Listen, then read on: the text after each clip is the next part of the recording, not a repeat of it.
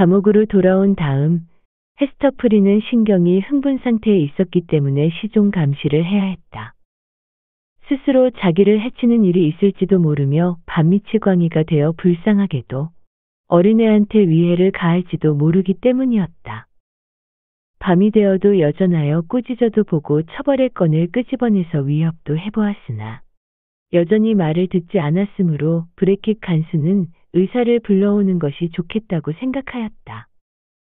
간수는 그 의사가 모든 문화적, 과학적 치료법에 정통하고 또한 야만인이 숲에 나 있는 약초와 약부리에 대해서 알고 있는 것만큼 환히 알고 있는 사람이라고 말했다. 사실대로 말하면 의사의 도움을 빌 필요는 컸다. 그것은 단순히 헤스터 자신만을 위한 것이 아니라 어린애를 위해서도 시급한 일이었다. 어머니의 가슴에서 양분을 빨아들이는 이 아이는 어머니의 체내에 가득 차 있는 혼란, 고민, 절망을 모조리 젖과 함께 빨아먹은 것 같았다. 지금 어린애는 고통 때문에 괴로워하고 그 작은 몸뚱이에 오늘날 헤스터 프린이 견디어낸 마음의 고민을 강한 형태로 나타내고 있었다. 간수 바로 뒤에서 침침한 감방의 모습을 나타낸 것은 아까 군중 속에서 주홍 글씨를 단 이 여인에게 그토록 깊은 충격을 주었던 바로 그 기묘한 몸차림을 한 사람이었다. 그는 감옥에 묵고 있었다. 그러나 어떤 범죄의 혐의가 있어서가 아니라 이곳 지사가 그의 몸값을 치르는 데에 관하여 인디언 추장과 흥정을 하게 되어 있었는데 그동안 이 감옥이 가장 편리하고 적당한 곳으로 생각되었기 때문이다. 그의 이름은 로저 칠링워드였다. 간수는 그를 데리고 방 안으로 들어오자마자 감방 안이 조용해진 데에 놀라서 잠깐 동안 서 있었다. 왜냐하면 헤스터 프린이 대번에 마치 죽은 듯이 조용해졌기 때문이다. 아이는 여전히 신음소리를 내며 칭얼거리고 있었다. 여보시오, 환자와 단둘이만 있게 해주시오. 하고 의사가 말했다. 틀림없이 이 환자를 조용히 있게 해드리겠소. 정말 약속합니다. 앞으로 프린 부인을 전보다는 훨씬 더 당신들이 말에 고분고분해지도록 해놓겠습니다. 당신이 실제 그렇게만 해주신다면 브레킷이 대답했다. 당신은 정말 명이십니다. 정말 이 여자는 무엇에 홀린 것 같았습니다. 매질을 해서 악마를 내쫓는 일이라면 내게도 자신은 있지만요. 낯선 그 사나이는 자신이 몸담고 있다고 스스로 말했던 그 직업 특유의 조용한 태도로 방에 들어섰다. 간수가 떠난 다음 그 부인과 마주 앉아서도 그의 태도는 바뀌지 않았다. 이 부인이 군중에 섞여 있던 그를 정신없이 바라보고 있는 것은 그와 그녀 사이에 굉장히 밀접한 관계가 있다는 것을 나타내고 있었다. 의사는 우선 먼저 어린애에 대하여 치료를 했다. 사실 손술의 침대 속에 누워서 몸부림치며 울부짖고 있는 어린애의 목소리를 들으면 다른 일을 죄다 팽개치더라도 어린애를 달래는 것이 무엇보다도 급하고 필요한 것이라고 생각하기 마련이다. 그는 어린애를 주의 깊게 진찰하고 나서 자기 옷 속에서 끄집어낸 가죽 가방을 열기 시작했다. 그 속에는 약품이 들어있는 것 같았으며 그는 그 속에서 어떤 약품을 꺼내 물 한 컵에다 섞었다. 옛날에 연금술을 연구한 데다가 1년 남짓 초근목 피해 효험을 잘 알고 있는 사람들 사이에서 살아왔기 때문에 나는 박사라는 따위 사람보다도 훨씬 나은 의사가 되었지. 자, 받으시오. 이 아이는 당신의 아이요. 결코 내 아이는 아니요. 내 목소리가 귀에 익은 것도 아닐 테고 얼굴을 보아도 아버지라고는 알지 못할걸. 그러므로 당신 손으로 이 약을 먹이도록 하오. 헤스터는 내민 약을 물리치고 동시에 그의 얼굴을 강한 공포의 표정으로 바라보고 있었다. 당신은 아무것도 모르는 어린애한테 복수를 하려고 하는 것인가요? 그녀가 속삭이듯 말했다. 어리석은 여자군. 의사는 절반은 냉담하게 절반은 달래듯이 대답했다. 무슨 이유로 이 불의의 씨앗, 가엾은 어린애를 해치겠어. 이 약은 잘 들어. 내 아이라고 해도 이 이상의 치료를 할 수는 없어. 실제로 그녀가 아직 납득할 만한 마음이 되지 못하여 주저하고 있었기 때문에 그는 어린애를 두 팔로 안고 자신이 그 약을 먹였다. 약은 당장 효험을 나타내어 의사의 말을 증명했다. 어린 환자의 신음소리는 멈추고 손발의 경련적인 움직임도 차차 진정되어 잠깐 동안의 고통이 가신 어린애가 흔히 그렇듯이 땀을 촉촉히 흘리면서 깊은 잠에 빠졌다. 확실히 의사라 불릴 만한 기술을 가진 이 사나이는 다음에 어머니를 치료했다. 그는 침착하게 열성적인 주의를 기울여 맥을 짚고 눈을 조사했다. 그립고 아쉬우면서도 어딘지 모르게 서먹서먹하고 차가운 그의 눈길은 그녀의 마음을 움츠러들게 하였다. 가까스로 충분한 진찰을 끝내고 나서 딴 약을 조제하기 시작했다. 나는 레테도 네펜디지도 모르지만 하고 그는 말했다. 야만인의 땅에서 새로운 비법을 많이 배웠지. 이것도 그 중에 하나야. 내가 페르셀서스 전래의 학문을 가르쳐준 답례로 인디언이 가르쳐준 처방이요. 자, 마셔보오. 죄 없는 양심보다야 더 위안이 되지는 않겠지만 난 당신에게 죄 없는 양심을 줄 수는 없으니까. 그러나 바다가 거칠어졌을 때에 기름을 붓듯이 이것으로도 당신의 흥분된 신경을 가라앉힐 수는 있을 거요. 그가 컵을 건네자 헤스터는 그것을 받아들고 느리고도 진지한 눈빛으로 가만히 그를 응시하고 있었다. 뚜렷하게 공포라고 할 수도 없으나 약을 주는 목적이 무엇일까 하는 의혹에 찬 눈빛이었다. 그러고는 그녀는 잠들어 있는 어린애 쪽도 보았다. 나는 죽음도 생각해 보았어요. 그녀가 말했다. 그리하여 죽을 수 있다면 좋겠다고 생각했어요. 나 같은 것이 기도를 해도 괜찮다면 죽을 수 있도록 기도하려고까지 생각했었어요. 그렇지만 이 컵 속에 죽음이 있다고 하면 당신 눈앞에서 내가 마시기 전에 다시 한번 잘 생각해 보셔요. 자, 이렇게 입술에 대었어요. 그렇다면 마셔. 그는 여전히 냉정하고 침착한 태도를 보이면서 대답했다. 헤스터, 당신은 그렇게도 나라는 사람을 모르고 있군. 내가 하는 일이 언제나 그렇게 천박했을까? 설령 내가 복수를 하는 수단을 생각했다고 하더라도 당신을 살려두는 것이 제일 좋지 않겠소. 당신 생명을 위태롭게 할 만한 것이 있다면 무엇이든 그것을 없애는 약을 주는 것이 제일 좋은 방법이 아닐까? 그리하여 이 타오르는 듯한 지옥의 표지가 언제까지나 당신 가슴에서 빛나고 있도록 하는 것이 좋겠지. 라고 말하면서 그는 긴 집게 손가락을 주홍 글씨 위에 얹었다. 그러자 마치 이제까지 시뻘겋게 달아있던 것이 곧장 헤스터의 가슴으로 타들어가는 것처럼 보였다. 그는 그녀가 저도 모르게 몸을 움직이는 것을 보고 미소 지었다. 그러니까 살아나가라고 무사람 앞에서도 전에는 남편이라고 불렀던 사나이 앞에서도 또 이 어린애가 보는 앞에서도 자신의 운명을 짊어지고 참고 나가라고. 그리고 살아나가기 위해서 이 물약을 마시라고. 그 의사는 언쟁도 주저도 없이 헤스터 프리는 컵을 비웠다. 그리고 의사가 지시하는 대로 어린애가 자고 있는 침대 위에 앉았다. 의사가 이 방에 놓여있는 단 하나의 의자를 끌어다 놓고 그녀 옆에 걸터 앉았다.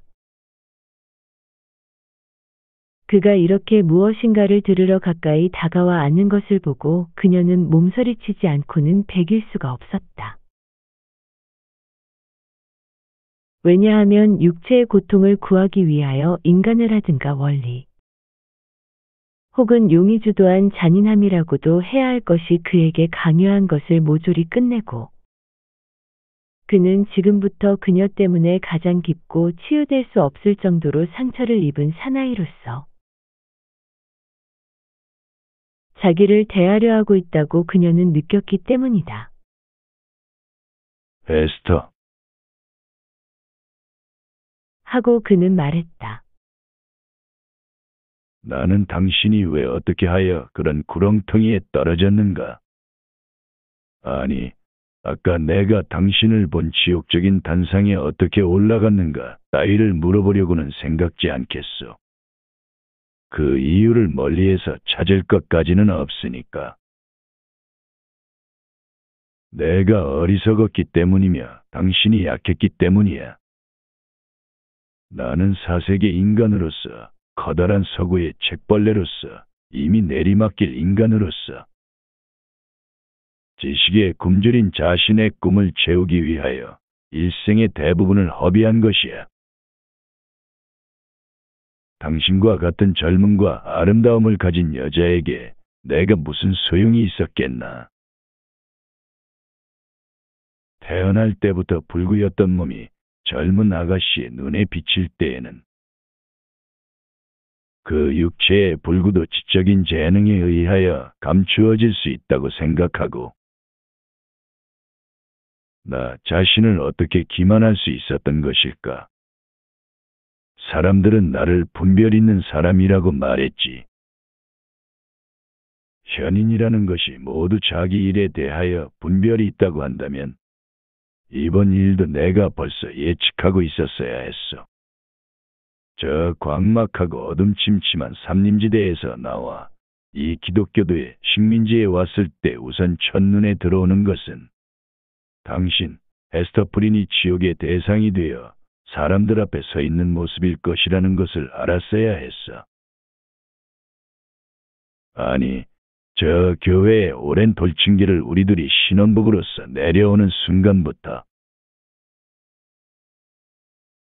우리들의 장래에 불타오르고 있는 주홍글씨의 봉화가 보였어야 했을 거야. 당신도 아시다시피 하고 헤스터는 말했다. 그녀는 너무나 비통하여 지금 그 치욕의 표지를 향하여 조용히 찌른 최후의 칼끝을 견딜 수가 없었다. 당신도 아시다시피 나는 당신에게 대하여 정직한 태도를 취하고 있었어요. 나는 당신에게 사랑을 느끼고 있지 않았기 때문에 역시 그러한 신용도 내지 않았어요. 그랬었지. 그는 대답했다. 내가 바보였던 거야. 이 일은 내가 이미 말했었지. 그러나 그 무렵까지 나는 인생을 헛되이 보냈던 거야. 세상은 참으로 보잘것없었지. 내 마음은 많은 손님을 맞아들일 만한 넓이는 충분했지만 그러나 쓸쓸하고 차가워서 화롯불 하나 없는 상태였어. 나는 불을 한번 붙여보고 싶었어. 그런 것이 허황된 꿈으로는 생각되지 않았지.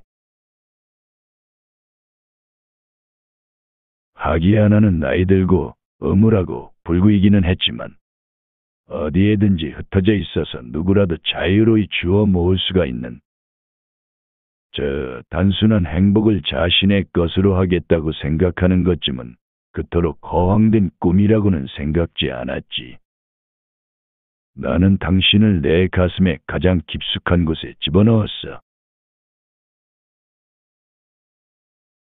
그리하여 당신이 있기 때문에 생긴 온기로 당신을 따뜻하게 해주려고 생각했던 거야. 저는 당신에게 정말 나쁜 짓을 했군요. 헤스터가 중얼거리듯 말했다. 서로가 나쁜 거야. 그는 대답했다. 처음에는 내가 나빴어. 나는 당신의 꽃봉오리 같은 젊음을 유혹하여 나처럼 늙은 인간과 위선적인 부자연스러운 관계를 맺게 했으니 말이야. 나는 헛되이 사색하고 헛되이 길을 깨달은 인간은 아니니까. 당신한테 복수를 하려고도 무슨 흉계를 꾸미려고도 하지 않아. 당신과 나 사이의 저울은 어느 쪽이 나쁘다할 것도 없이 균형이 잡혀 있는 거야. 그러나 헤스터, 우리 두 사람에게 못할 짓을 한 사나이는 끄떡없이 살아있어. 도대체 누구야? 묻지 말아주세요. 그의 얼굴을 똑바로 바라보면서 헤스터는 대답했다. 그것은 어떤 일이 있어도 말씀드리지 않겠어요. 절대로 말하지 않겠다고? 음울한 자신 있는 지혜를 담은 미소로써 그는 되물었다. 어떤 일이 있어도 말하지 않겠다고 했지. 그러나 헤스터, 세상에는 이 바깥쪽 세상에도 사람의 생각이 미치지 않는 세계에도 어느 정도의 깊이까지는 열심히 그리고 사정없이 사물의 비밀을 해명하려고 몸을 바치고 있는 사람이 있으므로 그런 사람에게는 어떠한 일이라도 숨길 수가 없지. 당신은 호기심 많은 사람의 눈으로부터는 그 비밀을 감출 수 있을는지 모르지. 또 오늘 목사들과 관리들이 당신 가슴속으로부터 그 사나이의 이름을 끄집어내서 단상에 오르는 짝을 만들려고 했을 때 한 것처럼 당신은 관리들 눈으로부터는 감출 수 있을는지도 모르지. 그러나 나는 그들이 가지고 있는 것과는 다른 감각을 가지고 신문하러 온 것이야.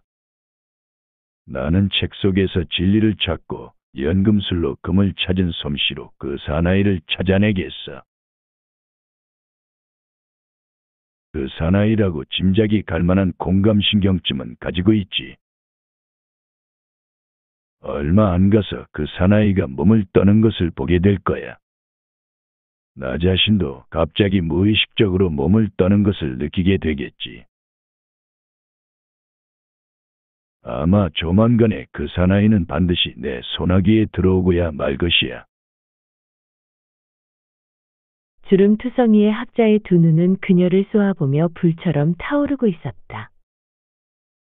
헤스터 프리는 마음에 감춰둔 비밀을 그가 대번에 눈치채지나 않을까 두려워서 가슴 위에 손을 깍지 끼고 있었다. 그 사나이의 이름을 끝내 못 대겠다는 거군. 그러나 그 사나이는 결국 내 것이 되는 거야. 그는 마치 운명의 신이 갑자기 그의 동지가 되기라도 한 것처럼 확신 있는 표정을 짓고 이야기를 계속했다. 그 사나이는 당신처럼 지옥적인 글씨를 옷에 꿰매놓고 있지는 않지만 나는 그 사나이의 마음 위에 그 글씨가 써있는 것을 읽을 수가 있지. 그러나 그 사나이 때문에 걱정할 것은 없어. 내가 하느님이 그를 벌하는 것을 간섭하거나 결국 내 손해가 되는 일인데 그 이름을 밝혀서 인간이 만든 법률에 적용시킬 것이라고는 생각지 말아요. 또 그 사나이의 생명에 대하여 무언가 흉계를 꾸민다거나 또 내가 지금 상상하고 있는 것처럼 그 사나이가 상당한 지위에 있는 사람이라고 하더라도 그의 명의를 손상시키려 하고 있다고도 생각지 말아요. 죽이지 않아도 되는 거야. 세속적인 명예 뒤에 숨을 수 있다면 그것으로 몸을 가리는 것도 좋아. 그러나 뭐라고 하든 그 사나이가 내 것이라고 하는 것에는 변함이 없는 거야. 당신이 하시려고 하는 것은 자비로운 것 같지만 그 이야기를 듣고 있으니까 당신이 무서운 사람이라는 것을 알게 되었어요. 헤스터는 두려움으로 당황하여 말했다. 단 한 가지, 전날 내 아내였던 당신에게 일러둘 말이 있어. 하고 학자는 계속 말을 했다. 당신은 당신 애인의 비밀을 지키고 있어. 마찬가지로 내 비밀도 지켜줘. 이 나라에는 아무도 나를 알고 있는 자는 없어. 누구한테라도 나를 남편이라고 불렀던 일이 있었다는 것을 입 밖에 내지 않도록 해. 이곳에, 이 지구상의 미개의 변두리에 나는 천막을 세울 거야. 어디를 가든 나는 방랑자로서 타인과의 관계를 단절당하고 있지. 그러나 이곳에는 가장 강한 유대로 나와 묶여져 있는 한 여자와 한 남자, 그리고 한 어린애가 있어. 설사 그것이 사랑일지라도 미움일지라도 상관할 바가 아니야. 또는 정이건 사악이건 상관없어. 당신도 당신의 소중한 자들도, 에스터, 나에게 매달려 있는 거야. 내 가정은 당신이 있는 곳, 그 사나이가 있는 곳에 있지. 그러니 제발 나와의 약속은 잊지 말아주시오. 왜 그런 것을 희망하세요?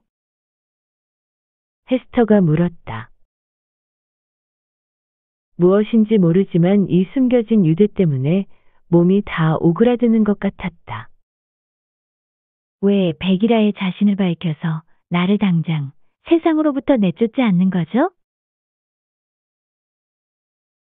그건 말이야, 아내에게 배신당한 남편이 받는 치욕을 당하기 싫어서야.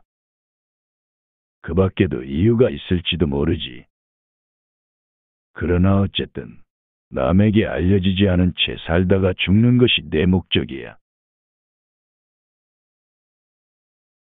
그러므로 세상에 대해서는 당신 남편은 이미 죽어서 없어진 것, 그리하여 영원히 아무런 소식도 오지 않는 것으로 해두시오.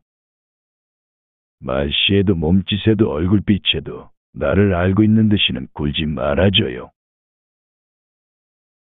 이를 만약 어긴다면 알아들어. 그 사나이의 명예도 위치도 생명도 내가 마음대로 하겠어. 알겠나? 당신 비밀은 지키겠어요. 그 사람 것과 마찬가지로. 헤스터가 말했다. 맹세해.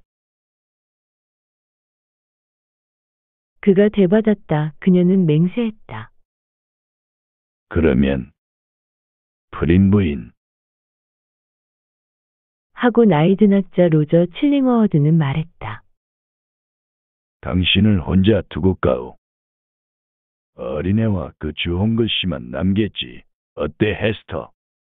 당신이 받은 신고서에 의하여 잠자고 있을 동안에도 그 표지를 달고 있는 건가? 가위에 눌리거나 무서운 꿈을 꾸거나 해도 두렵지 않는가?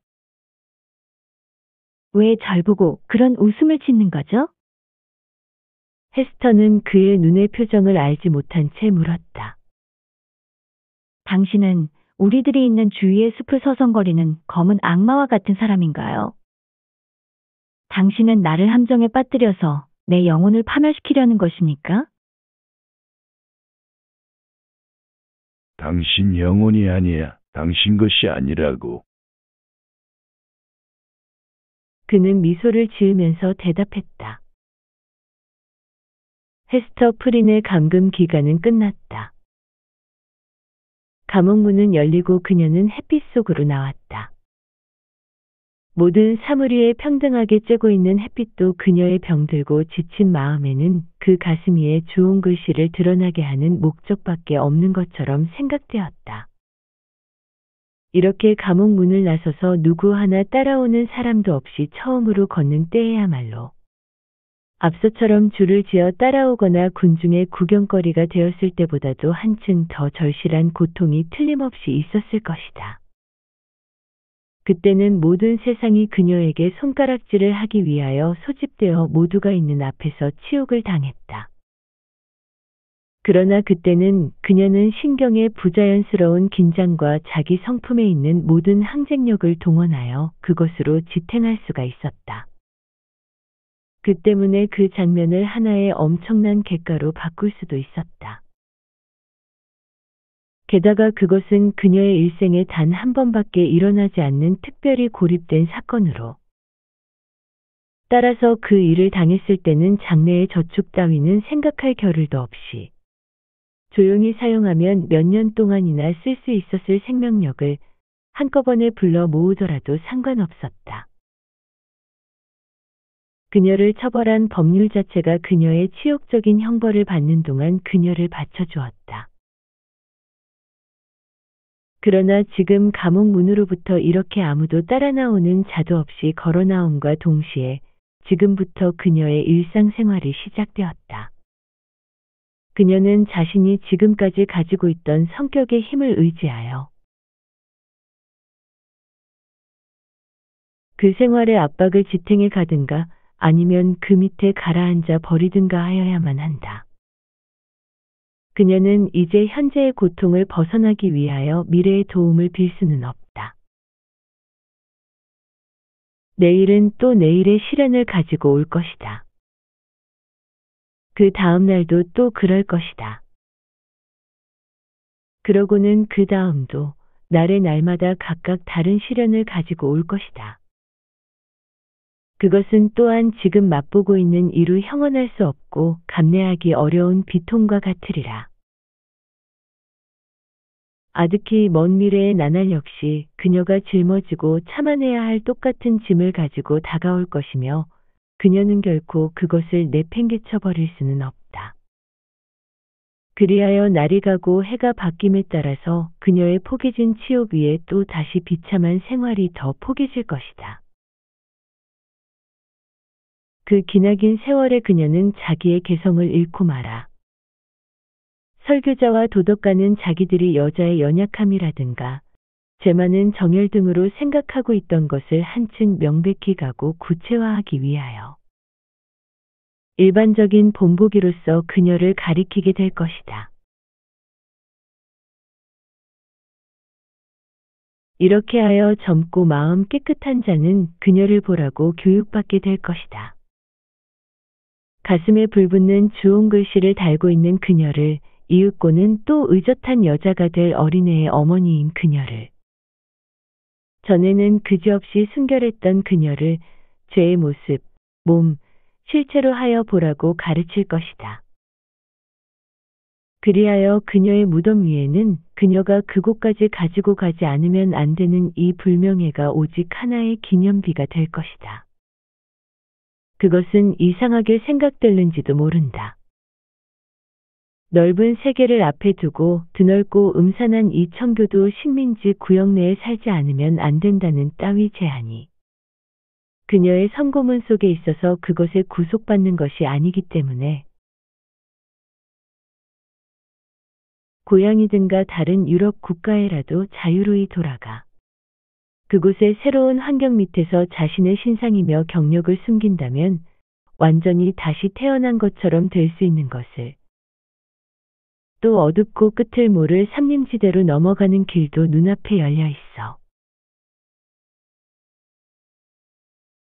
그곳에 가면 그녀의 강렬한 성격이 그녀를 벌한 법률과는 다른 습관과 생활을 가지고 있는 사람들과 잘 동화될지도 모르는 것을 다른 곳에 가면 아무것도 아닌데도 그녀가 지금도 아직 이곳에 있기 때문에 불명예의 전형으로 취급되지 않을 수 없는 이 땅을 그녀가 아직도 나의 집이라고 부르고 있다는 것은 이상하게 생각될지도 모른다.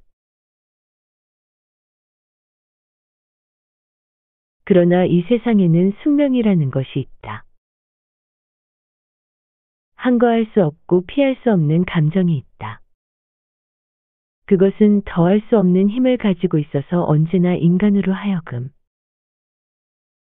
유령처럼 무언가 커다란 고통 때문에 그 사람의 일생의 오점을 찍은 장소의 주변을 헤매게 하고 찾아오게 한다. 게다가 그 일생을 슬프게 물들인 색채가 어두운 것이면 것일수록 한층 더 한거하기 어려운 법이다. 그녀의 죄, 그녀의 불명예는 그녀를 흙 속에 더 강한 동화력을 가지고 당시에 아직 순례자와 방랑자마저도 꺼려하던 이 삼림지대를 헤스터 프린에게 있어서는 황량하여 쓸쓸하기는 하였으나 일생을 다들 고향으로 만들어 놓은 것 같았다. 지상의 어떠한 다른 장소도 저 영국의 시골 마을. 거기에는 오랜 옛날에 벗어던진 옷가지처럼 행복한 소녀 시절과 티없는 처녀 시절이 아직도 어머니 곁에 소중하게 간직되어 있는 것처럼 생각되는 곳인데, 그곳도 여기와 비교하면 그녀에게는 낯선. 그녀를 이곳에 묶어놓고 있는 사슬은 세갈고리로 되어 있었다. 그리고 그것이 영혼의 깊숙한 곳까지 상처를 내고 있기 때문에 아무리 하여도 끊어버릴 수는 없었다. 어쩌면 또, 아니 틀림없이 그럴 것이다. 그녀는 그 비밀을 자신에게도 숨기고 있으며 뱀이 구멍에서 나오려고 하듯이 그 비밀이 몸부림치며 그녀의 가슴에서 나오려고 할 때에는 언제나 파랗게 질려 있었다. 전의 것과는 다른 감정이 그녀에게 있어서는 치명적인 장소와 길 가운데에 그녀를 머물게 했는지도 모른다. 거기에는 그녀와 하나의 인연으로 맺어진 사람이 살고 또 걷고 있었다. 그 사람이야말로 이 세상에서는 사람들의 승인을 받지 못하지만 둘이 함께 최후의 심판대에 설 것이며 더욱이 그것이 그들의 결혼의 제단이며 거기서 끝없는 인과응보의 업보를 함께 영원히 받아야 할 사람이라고 그녀는 생각하고 있었다. 영혼의 유혹자는 되풀이하여 이 생각을 헤스터에게 들이대서 명상 속으로 끌고 들어갔다. 그리고 그녀가 그것을 거머쥐고 집어던지려고 할 때에 열정적이고 절망적인 기쁨을 보고 비웃어대었다. 그녀는 그 생각을 진지하게 생각하려고 하지 않고 서둘러 가슴속에 감옥으로 몰아넣었다. 자신이 뉴잉글랜드 땅에서 계속 살아야 할 동기에 대해 오래 생각해 본 결과 그녀가 스스로 믿지 않을 수 없었던 동기는 절반은 진실이고 절반은 자기 기만이었다. 그녀는 스스로 이렇게 생각했다. 이 땅은 내가 죄를 범한 곳이다. 그러므로 이 세상에서 받는 형벌은 이 땅에서 받지 않으면 안 된다. 그리하여 틀림없이 날마다 받는 치욕의 괴로움은 드디어 나의 영혼을 깨끗히 하여 전에 잃은 것과는 다른 순결함을, 순환의 결과로서 한층 훌륭한 성자와 같은 순결함을 만들어내 줄 것이라고 믿고 있었다. 그런 이유로 헤스터 프린은 도망가지 않았다. 거리의 변두리 반도의 경계안의 거리의 집들과는 떨어져서 한 채의 조그마한 오막살이 집이 있었다. 그 오두막은 초기의 이주자에 의하여 세워진 것이었는데 그 주위의 땅이 척박하여 경작하기에 부족 땅에서 버려진 곳이었다. 게다가 거리와 사이가 너무 떨어져 있어서 이미 그 무렵의 이주만 사이에서도 사교 행사가 행해지고 있었음에도 불구하고 그 권해에 놓여 있었다. 그리고 바닷가에 서 있었기 때문에 현만 너머로 숲이 우거진 언덕을 서쪽으로 바라볼 수 있는 위치에 있었다. 이 반도에는 키가 작은 잡목밖에 나 있지 않는데 이 숲풀은 이 오두막집을 사람들의 눈으로부터 가리고 있다기보다는 오히려 여기에 숨어 있고 싶다든가 혹은 적어도 숨지 않으면 안 될 사람이 있다는 것을 나타내고 있는 것 같았다. 이 초라하고 쓸쓸한 집에 자기의 조촐한 가재도구를 들여놓고 그 무렵에 아직도 감시를 게을리하지 않는 관청의 허가를 얻어서 헤스터는 어린아이와 함께 살게 되었다. 그러자 당장의 이상한 의심의 그림자가 이곳에 얼씬거리기 시작했다. 이 부인이 무엇 때문에 인간의 자비가 미치지 않는 권해로 쫓겼는지 아직도 모르는 이웃 아이들이 가까이까지 숨어 들어와서 그녀가 이 오두막집 창에 기대어 바느질을 하고 있거나 문설주에 서 있거나 좁은 뜰에서 일하고 있거나 또는 거리로 통하는 좁은 길을 걸어가거나 하는 것을 바라보는 것이었다. 그리하여 가슴에 있는 주홍 글씨를 보고는 공포가 전염이라도 된 듯이 기겁을 하여 달아나곤 하였다. 헤스터의 환경은 쓸쓸했고 어느 누구 한 사람 찾아주는 친구도 없었으나 그래도 그녀에게는 아무런 부족함이 없었다. 그녀는 몸에 익은 재주가 있어서 그 재주를 발휘하기에는 비교적 좁은 이 고장이지만 점점 자라나는 아이와 자신의 식량을 얻는 데에는 충분했다. 그것은 당시도 지금도 부인들이 할 수 있는 단 하나의 재주인 바느질이었다. 그녀는 그 섬세하고 상상력이 풍부한 솜씨를 자랑하듯이 자기 가슴에 기묘하게 자수를 한 글씨를 달고 있었다. 궁정의 귀부인들이었다면 비단과 금의 옷감 위에 인간의 지혜, 한층 풍요하고 정신적인 장식을 더하기 위하여 기꺼이 이것을 사용했을 것이다. 이곳 청교도식의 복장은 대체로 공통된 특색으로서 검고 단순한 것이었으므로 사실 그녀 손으로 만들어지는 아름다운 것을 요구하는 일은 드물었는지도 모른다. 그러나 이런 종류의 제작에 무엇이든지 정교한 것을 요구하고 있던 이 시대의 기호는 그 영향을 우리들의 엄격한 조상들에게 확대시키지 않곤 배기지 못하였다. 그들은 전날의 수많은 유행 풍속을 훗날에 팽개쳐버린 사람들이었다.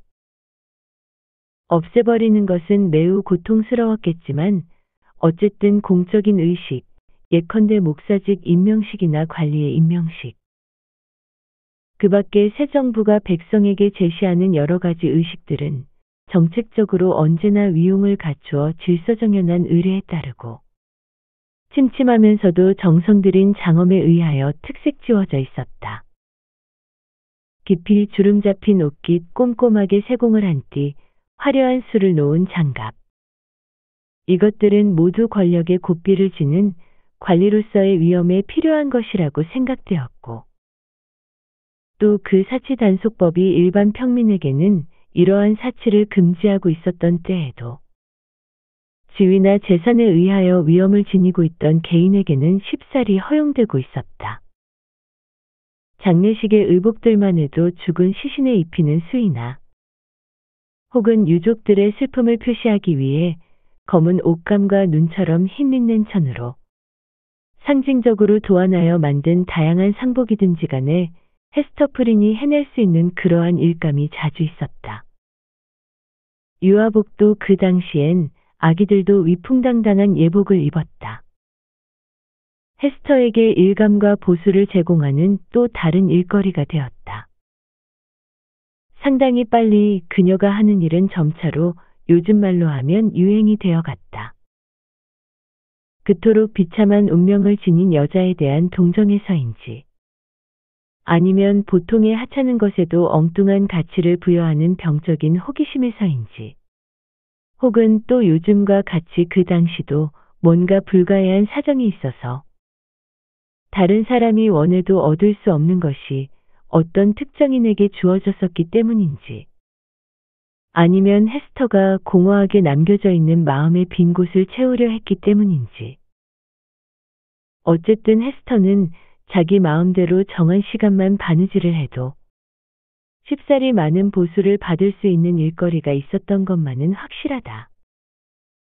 장엄한 공공의식 때에는 죄 있는 자의 손으로 만들어진 옷을 입는다는 것을 허영심은 꺼림칙하게 생각했는지도 모르나 어쨌든 그녀의 솜씨는 지사의 옷깃에도 나타났다. 군인들은 그것을 옷소매에 달았다. 관리들은 허리띠에 달았다. 그것은 어린애의 작은 모자를 장식했다. 죽은 이의 관 속에도 들어가서 그것은 곰팡이가 슬어서 썩어버렸을 것이다. 그러나 신부가 청순한 부끄러움을 가리기 위하여 사용하는 면사포에 술을 놓아달라고 그녀의 숙련된 솜씨에 요청한 기록은 단 한 번도 없었다. 이 예외야말로 사회가 그녀의 죄위의 상을 찡그렸던 끊임없는 엄한 태도를 나타내고 있는 것이었다. 헤스터는 그녀 자신을 위해서는 가장 간소하고 하찮은 생활을 하여 오직 살아가는 데에 필요한 것 이상은 아무것도 구하려고 하지 않았다. 그리하여 아이에게는 간단한 일용품을 충분히 줄 수만 있으면 그것으로 좋겠다. 그녀의 옷은 가장 나쁜 천으로서 가장 음울한 색조를 하고 있었다.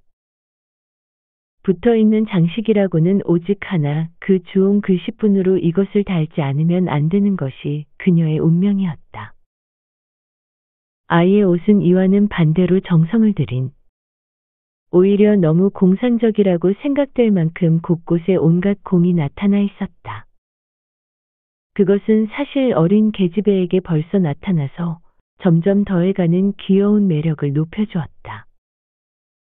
그러나 이것은 한층 더 깊은 의미를 가지고 있는 듯하였다. 그것에 대해서는 다음에 또 이야기하도록 하자. 아이를 곱게 차려 입히는 데에 드는 얼마간의 비용을 제외하고는 헤스터는 나머지 돈은 모두 자선을 위하여 곧 그녀보다도 비참하고 불쌍한 사람들을 위하여 썼다. 그러나 그 사람들은 이렇게 하여 부양해주는 자비의 손길에 자주 모욕을 주기도 했다. 그녀는 자기 재주를 쉬지 않고 활용해야 할 때에도 시간을 허비하면서 가난한 사람들을 위한 간소한 옷을 만들고 있었다.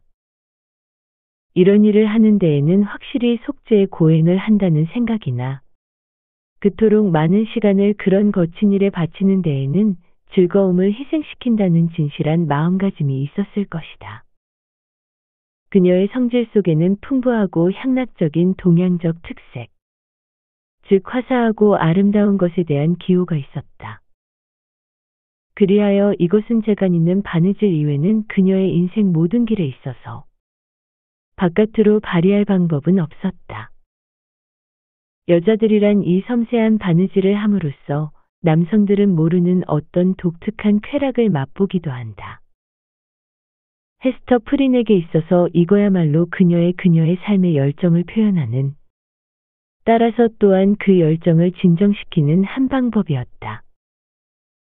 다른 모든 기쁨을 물리친 것과 같이 그녀는 이 열정마저도 죄라고 하여 거부하였다. 이렇게 하여 양심이 하찮은 일에까지 병적인 간섭을 한다는 것은 진실하고 착실한 회개가 아니고 어쩐지 의심스러운 그 내부의 뿌리 깊은 과오를 감추고 있는 것 같이 생각된다. 이렇게 하여 헤스터 프리는 세상에서 하나의 역할을 맡게 되었다. 카인이 이마에 낙인 찍힌 것보다도 여인으로서는 참기 힘든 표지를 그 가슴에 낙인 찍히고는 있었으나 타고난 성격이 강하고 세상에 드문 능력을 가지고 있기 때문에 세상은 그녀를 완전히 버리고 말 수는 없었다. 그러나 사회와 그녀와의 일체의 교섭에 있어서 그녀가 사회에 속해 있다고 느끼게 하는 것은 아무것도 없었다. 그녀가 접촉하는 사람들의 모든 태도, 모든 말씨, 또한 그 침묵마저도 그녀가 추방된 여자로 마치 다른 세계에라도 살고 있는 것 같은, 혹은 보통 인간과는 다른 기관과 감각에 의하여 보통의 인간계를 오가고 있는 고독한 신분이라는 걸 의미하는 것이었으며, 이따금 그것을 밖에 나타내는 일도 있었다. 그녀의 외면은 도의적인 이해관계에서 떨어져 있으나 실제로는 그것과 가장 가까운 곳에 서 있었다. 마치 유령이 낯익은 난로가를 다시 찾아오지만 자신은 사람 눈에 띄지도 않고 감지되지도 않으며 가정의 기쁨에 미소 지을 수도 없고 혈육간의 슬픔에 한탄할 수도 없으며 자신에게 금지된 동정을 표시해 본댔자 그것은 다만 공포와 무시무시한 혐오의 정을 불러일으킬 뿐인 것과 마찬가지였다. 사실상 모든 사람의 마음속에 아직도 그녀에 대하여 가지고 있는 유일한 유대는 이러한 감정과 거기에 가해지는 끝없는 그리고 격렬한 조소 따위인 것처럼 생각되었다. 당신은 섬세한 감정의 시대는 아니었다. 그리고 그녀의 위치는 그녀도 잘 알고 있으며 그것을 잊어버릴 두려움도 전혀 없는 것이기는 하였으나 이따금 무례한 사람들이 그 민감한 상처를 건드릴 때는 새로운 고뇌인 것처럼 그녀 앞에 생생히 되살아나곤 하였다. 앞서도 말했다시피 가난한 사람들은 그녀가 자선을 베풀기 위하여 찾아낸 상대였지만 그들을 구제하기 위하여 내민 손에다 때때로 참을 수 없는 욕지거리를 퍼부었다. 상류계급의 부인들도 마찬가지로 그녀가 일 때문에 찾아가기라도 하면 언제나 그녀의 마음에 쓰디쓴 물방울을 떨어뜨리곤 하였다. 어떤 때는 부인들이 흔히 하는 일상생활의 사소한 일에서 독약을 만들어내어 그녀를 괴롭혔다. 조용한 가운데의 아기에 찬 연금술에 의하여, 또 어떤 때는 한층 노골적인 방법에 의하여 그것을 당하는 자의 무방비 상태의 가슴에다 마치 골마터진 상처 위를 거칠게 짓주무르듯이 떨어뜨렸다. 헤스터는 오랫동안 자기 자신을 잘 훈련시켰다. 그녀는 결코 이러한 공격에 반응을 보이지 않았다. 단지 그녀의 창백한 뺨에 붉은 홍조가 잠시 비쳤다간 다시 그녀의 깊은 가슴 속으로 가라앉을 뿐이었다. 그녀는 참을성이 강했다. 마치 순교자 같았다. 그러나 적을 위하여 기도드리지는 않았다. 그녀로서는 용서해주고 싶은 마음이 간절했지만 만일 그 축복의 말이 심술궂게도 뒤틀려 저주의 말이 되지 않을까 하는 것을 우려했기 때문이다. 끊임없이 그리고 온갖 형태로 숱한 고민이 그 가슴에 물결쳐 오는 것을 그녀는 느꼈다. 그것은 다 그 청교도의 재판소가 내린 언제까지나 살아있는 선고가 그녀에 대하여 교묘하게 획책한 것이었다. 목사들은 길 가운데에서 그녀를 보면 걸음을 멈추고 훈계를 했다. 그러면 그것이 이 가엾은 죄 많은 여인 주위에 조소와 찡그림을 뒤섞은 사람 더미를 만들게 하였다. 만인의 아버지인 그리스도의 안식일에 미소를 나누어 받을 수 있을 것이라고 생각하며 교회에 들어가면 때때로 연설의 소재로 그녀 자신이 등장하는 것을 발견하기도 하였다. 그녀는 점차 아이들을 두려워하게 되었다. 오직 한 아이 외엔 어느 동반자도 없이 거리를 급히 걷는 이 음울한 여인에게는 무언가 무서운 일이 있다는 막연한 생각을 아이들은 그 양친에게서 물려받고 있었기 때문이다. 그래서 아이들은 우선 그녀를 지나보내놓고 뒤에서 날카로운 소리를 지르며 뒤따라왔다. 그리고 아이들은 그들의 마음에는 확실한 의미를 가지고 있지 않았지만 무의식적으로 쏟아져 나온 말이기에 그녀를 두려운 생각 속으로 몰아넣는 말을 했다. 그러한 것을 보고 들으면 그녀의 수치는 한없이 넓게 번져서 온 세상 사람 어느 누구 하나 빠짐없이 다 알고 있는 것처럼 생각되었다. 설사 나뭇잎들이 그 꺼림칙한 이야기를 몰래 속삭이고 있다고 해도, 여름에 산들바람이 소곤거렸다고 해도, 겨울에 찬바람이 큰 소리로 외쳐댔다고 해도 이 이상으로 깊은 고통을 주지는 않았을 것이다. 처음 보는 낯선 사람이 그것을 바라볼 때는 유달리 큰 고통을 느꼈다. 낯선 사람이 신기한 듯이 주운 글씨를 바라보면 헤스터의 영혼에는 새삼스럽게 그 글씨가 낙인 찍히곤 하였다. 그 때문에 이따금 저도 모르게 이제까지 언제나 드러내놓고 참고 있던 그 표지를 손으로 감추지 않고는 견딜 수 없었다. 그러나 또 낯익은 사람의 눈도 마찬가지로 그녀에게 고통을 가져다 주었다. 잘 아는 사람의 차가운 눈길은 정말 참을 수 없었다. 요컨대 헤스터프리는 언제나 사람들의 눈이 철두철미하게 그 표지 위에 머물고 있는 것을 느끼고 또 그러한 무서운 고뇌를 가지고 있었던 것이다. 그 표지가 있는 곳은 결코 둔감해지지는 않았다. 오히려 나날의 고통 때문에 한층 더 민감해져 가는 듯이 생각되었다. 그러나 때로는 며칠에 한 번 또는 몇 달에 한 번쯤 그 수치스런 낙인을 바라보는 눈이 잠깐 동안 위안을 주고 그녀의 고뇌의 절반을 덜어주는 듯이 생각될 때가 있었다. 그러나 다음 순간에는 그것은 물러가고 한층 더 심각한 고통이 몰려왔다. 왜냐하면 그 짧은 순간에 그녀가 새로운 죄를 범했기 때문이다.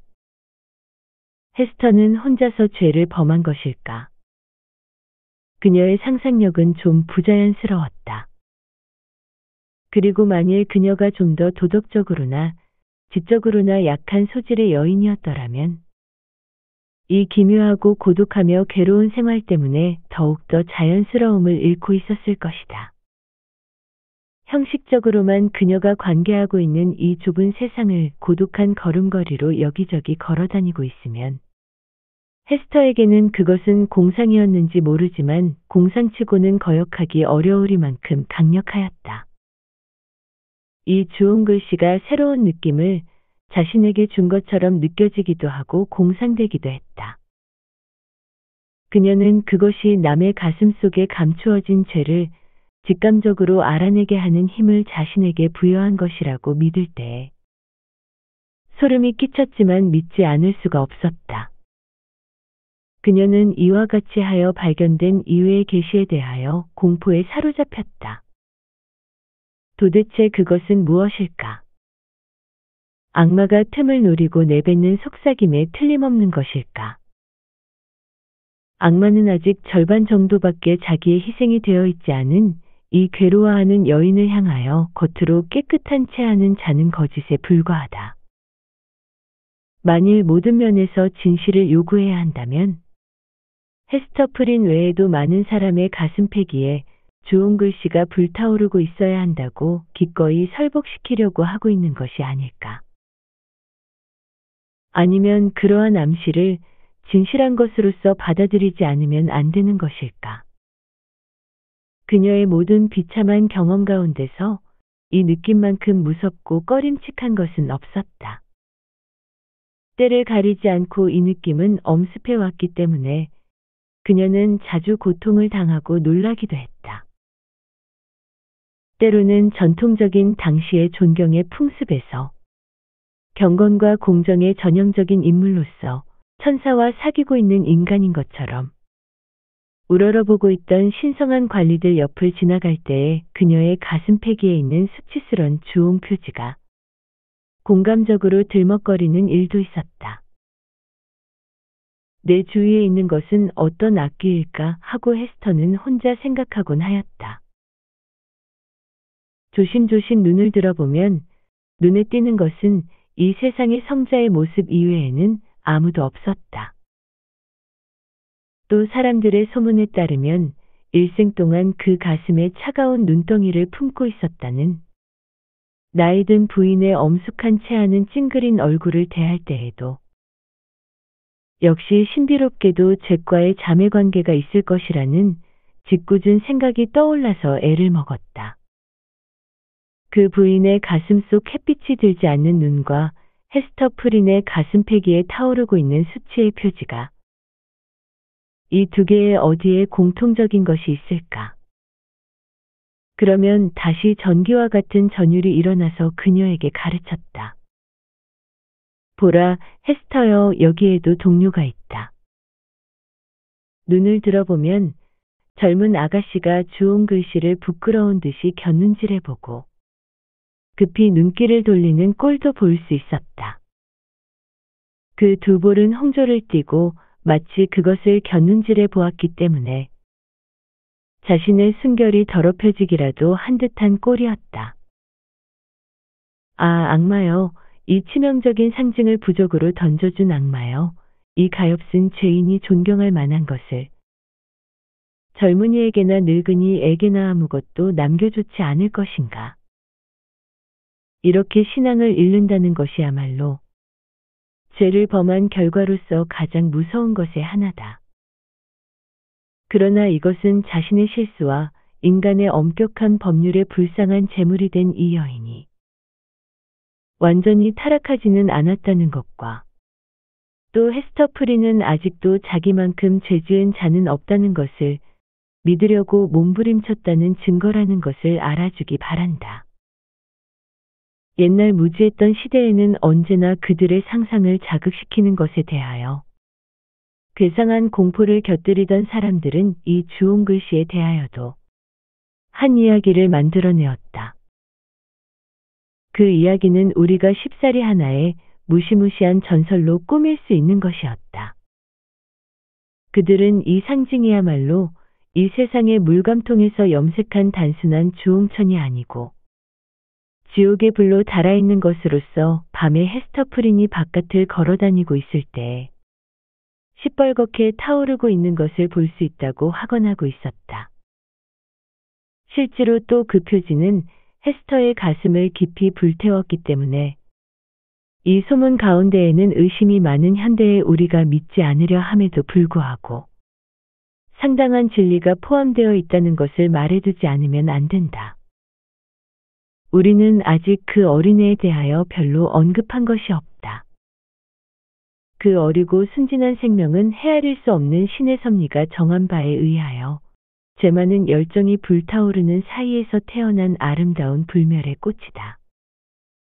그 아이의 성장을 지켜보거나 나날이 빛을 더하가는 아름다움과 이 아이의 작은 얼굴에 서리는 빛을 던져주는 총기를 지켜봄에 있어서 그것은 이 슬픈 부인에게 있어서 얼마나 신기하게 생각되었던 것일까. 펄이라는 것이 헤스터가 붙인 이름인데 그것은 그 아이의 얼굴 모양을 나타내는 이름은 아니었다. 그 얼굴에는 펄을 연상시킬 만한 조용하고 하이한 정열에 뜨거워지지 않는 빛 따위는 조금도 없었다. 펄이라고 이름 붙인 이유는 이 아이가 굉장한 가치를 가졌다는 의미, 즉 그녀가 지닌 모든 것을 희생으로 바쳐서 속죄한 이 어머니의 단 하나의 보배라는 뜻이었다. 실제로 얼마나 신기한 일일까. 사람들은 주홍 글씨로 이 여인의 죄를 나타냈다. 그 글씨는 굉장히 비참한 불행으로 인도하는 힘을 가지고 있었기 때문에 사람의 어떠한 동정도 그녀 곁에는 가까이 오지 않고 가까이 오는 것은 같은 죄로 고민하는 자의 생각뿐이었다. 그러나 하느님은 사람이 이렇게 처벌한 죄의 직접적인 결과로서 그녀에게 아름다운 아이를 내려주었다. 그 아이가 안기는 곳은 역시 명예를 잃은 가슴패기 위였지만 그것은 그 어버이를 영구히 인류와 그 후손에게 결부시켜서 드디어는 하늘에서 축복받는 영혼이 되게 하기 위한 것이었다. 그러나 이러한 생각은 헤스터 프린에게 희망을 안겨주기보다는 오히려 근심을 안겨주었다. 그녀는 자신의 행위가 나빴던 것을 알고 있었다. 그래서 그 결과가 선으로 나타나리라고는 도저히 믿을 수 없었다. 매일매일 아이의 심신이 자라나는 모습을 바라보고는 거기에 무언가 어둡고 거친 기상이라도 있지 않을까, 이 아이를 낳은 어머니의 죄에 호응할 만한 것이 나타나지나 않을까 하고 끊임없이 마음을 졸였다. 확실히 육체적으로는 아무런 결점도 없었다. 그 완전한 몸매며 원기왕성한 힘, 아직 미숙한 손발을 놀리는 선천적인 재간 등으로 보아도 이 아이는 에덴 동산에 태어나도 부끄러울 것이 없었다. 이 세상의 최초의 어버이가 추방당한 다음에도 천사들의 놀이개로 그곳에 남겨져도 좋을 만하였다. 완전 무결하게 아름다운 사람이라도 반드시 지녔다고는 말할 수 없는 어떤 선천적인 우아함을 그 아이는 가지고 있었으며 아무리 간소한 옷을 입고 있어도 보는 사람에게는 그것이 언제나 가장 어울리는 것처럼 느껴졌다. 그러나 사랑스러운 펄은 촌스러운 옷은 입고 있지 않았다. 앞으로 이야기가 진행돼 나가면 더 잘 알게 되겠지만 어머니는 병적인 목적에서 구할 수 있는 것 중 가장 훌륭한 옷감을 구하여 자기의 상상의 재능을 한껏 발휘해서 옷을 마련하기에 힘썼다. 아이는 그러한 옷을 입고 사람들 앞에 나서곤 하였다. 이렇게 하여 차려입은 어린 모습의 뛰어남, 얼굴이 그저 좀 잘생겼다는 정도라면 묻혀버리고 말 정도로 화사한 옷차림 속에서 빛나는 펄의 타고난 아름다움은 이 어둠침침한 오두막집 마루 위에 있을 때 그 주위에 형언할 수 없는 후광이 비치고 있다고 생각될 정도였다. 그러나 그 아이는 험한 장난을 쳐서 찢어지고 더럽혀진 불구죽죽한 웃도리를 입고 있어도 역시 마찬가지로 완전하고 그림 같은 모습을 하고 있었다. 펄의 모습은 한없는 변화수를 갖추고 있어서 이 한 아이 속에 많은 아이들이 들어있는 것 같았다. 들꽃의 아름다움을 지닌 농부의 아이에서부터 어린 공주가 지닌 화려함에 이르기까지 그 사이에 있는 일체의 종류를 포함하고 있었다. 게다가 이 모든 것을 통틀어 언제나 거기엔 깊은 색조와도 같은 독특한 열정이 감돌고 있었는데 그것은 언제나 결코 그 애를 떠나지 않았다. 그리고 만약 그 애가 변모하는 가운데 나약해진다거나 가냘퍼지는 일이 있었다면 그것은 그 애가 그 애다운 데를 잃어가는 것으로서 벌써 펄이 아니게 되고 말 것이다. 이 외모의 변화무쌍함은 그 아이의 내면에 있는 생명의 갖가지 특성을 나타내고 있었다. 그 애의 성질은 다양하고 또 깊이를 지니고 있었다. 그러나 그 애의 성질은 자기가 태어난 이 세상과는 아무런 연관성도 적응성도 없었다. 이 아이는 규칙에 순종시킬 수는 없었다. 이 아이가 이 세상에 태어나는 데에는 커다란 법률이 이미 무시되어 있었던 것이다.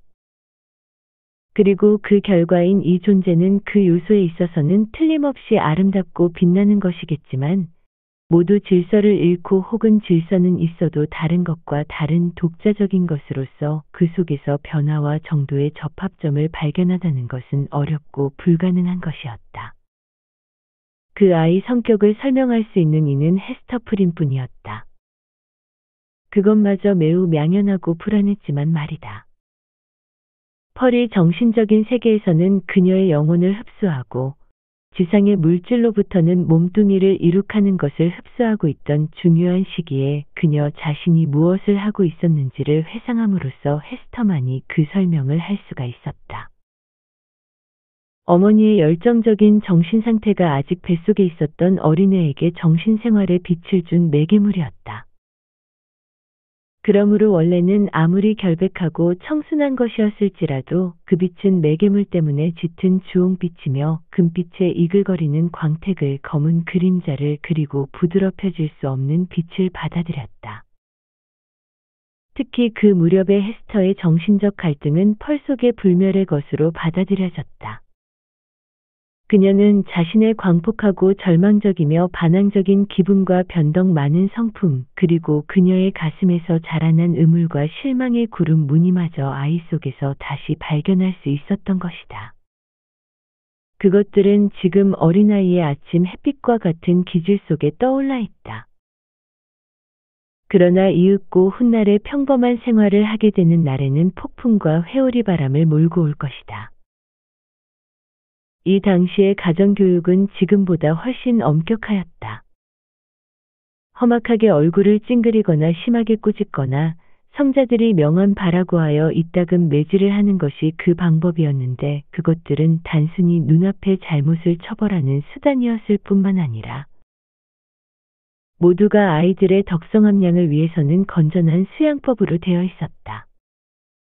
그러나 헤스터 프리는 이 외동딸의 애정 깊은 어머니로서 지나치게 엄격히 굴어 그 교육을 그르칠 위험은 없었다.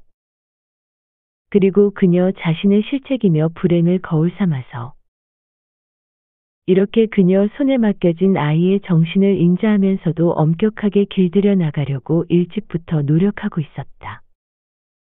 그러나 그 일은 그녀에게는 벅찬 일이었다. 미소도 지어보고 상도 찡그려 보았으나 어느 방법도 그리 큰 효과가 없다는 것을 알자. 헤스터는 마지막에는 아이를 개방하여 자신의 충동에 의하여 행동하는 것을 바라보고 있을 수밖에 없었다. 아이를 육체적으로 강요하거나 구속하는 일은 물론 그것이 계속되고 있는 동안은 효과가 있었다. 그러나 다른 교육 방법은 그것이 이지에 호소하는 것이거나 감정에 호소하는 것이거나 간에 귀여운 펄은 그때그때의 기분에 따라서 말을 듣는 일도 있고 안 듣는 일도 있었다. 어머니는 또 펄이 갓난애였을 동안에 어떤 특수한 눈빛을 익히고 있었다. 그런 눈빛을 한때는 어머니가 아무리 주장해도 설득해도 타일러도 결국은 헛수고였다. 그것은 슬기로우면서도 영문을 알 수 없을 정도로 고집불통이며 때로는 매우 심술궂은 눈빛이었으나 대체로 발랄하고 쾌활한 것이었다. 그럴 때에는 헤스터도 과연 펄이 인간의 자식일까 하고 고개를 갸우뚱하지 않을 수 없을 정도였다. 그것은 허공을 헤매는 요정이 잠깐 동안 이 오두막집 마룻바닥에서 마음껏 장난치며 노닥거린 다음에는 느닷없이 조소의 빛을 띠면서 날아가 버리는 것이 아닌가 생각될 정도였다. 그 눈빛이 난폭하고 까맣게 빛나는 두 눈에 나타날 때는 언제나 어떤 야릇하고 유언한 것이 그녀 주위에 있는 것처럼 느껴졌다. 마치 그것은 허공을 날아다니고 있으면서 어디로부터 오는지 어디로 사라지는지 모르는 희미한 빛처럼 사라져갔다. 이럴 때면 헤스터는 아이 쪽으로 달려가지 않고는 베길 수가 없었다.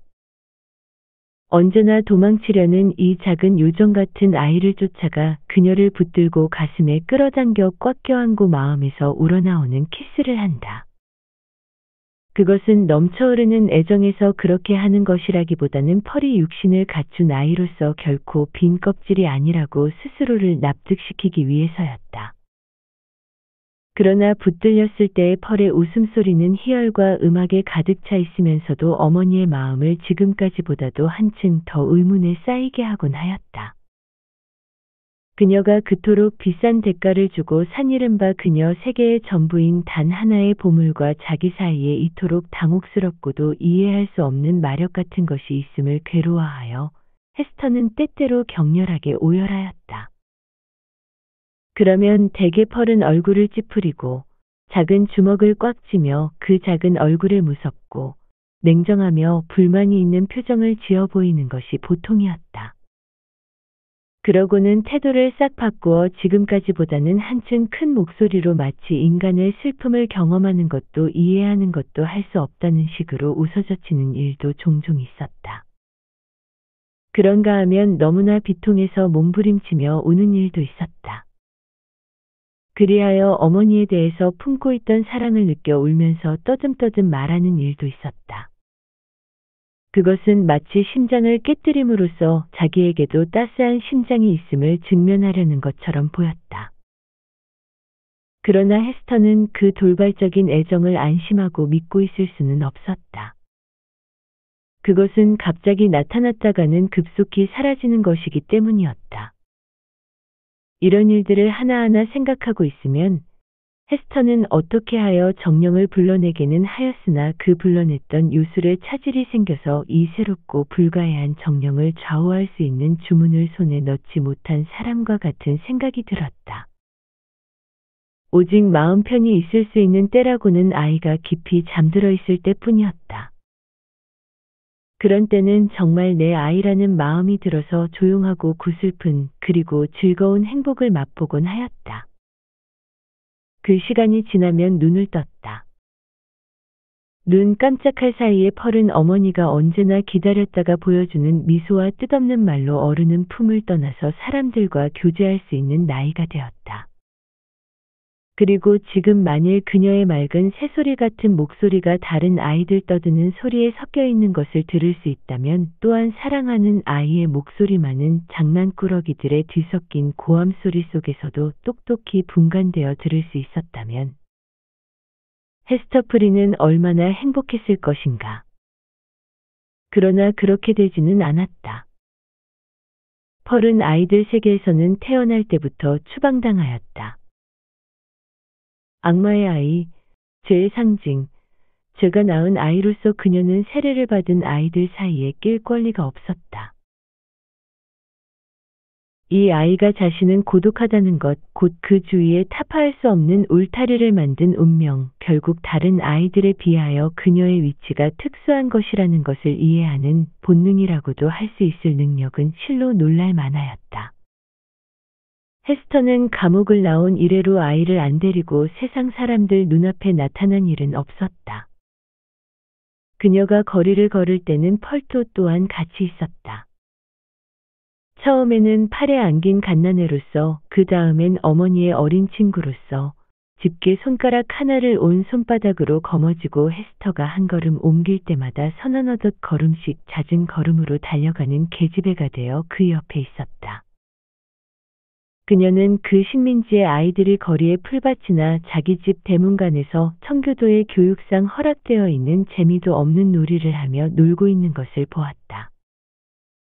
그것들은 교회놀이, 퀘이커 교도 매질놀이, 인디언과 싸워서 목을 베는 놀이, 엉터리 요술 흉내를 내는 놀이 따위였다.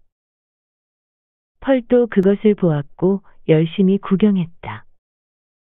그러나 절대로 끼어들려고는 하지 않았다. 말을 걸어와도 대꾸조차 하지 않았다.